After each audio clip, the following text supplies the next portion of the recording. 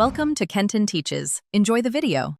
To create the conditions for an egg to explode, you primarily need to microwave a whole, unpierced egg.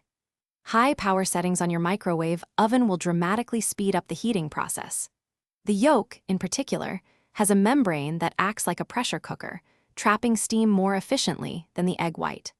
This allows the water inside to become superheated, reaching temperatures well over 200 degrees Fahrenheit before it bursts.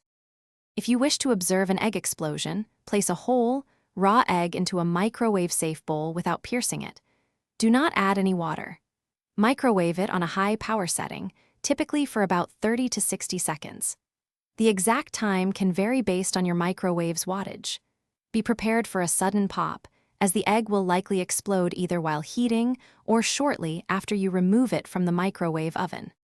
Safety is paramount if you are experimenting with exploding eggs.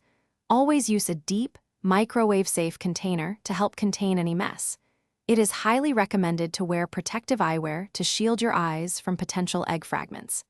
After the explosion, allow the egg and container to cool completely before attempting to handle them or clean up. Promptly clean any egg splatter to avoid creating a slippery surface. Thanks for watching. Please subscribe if this video was helpful.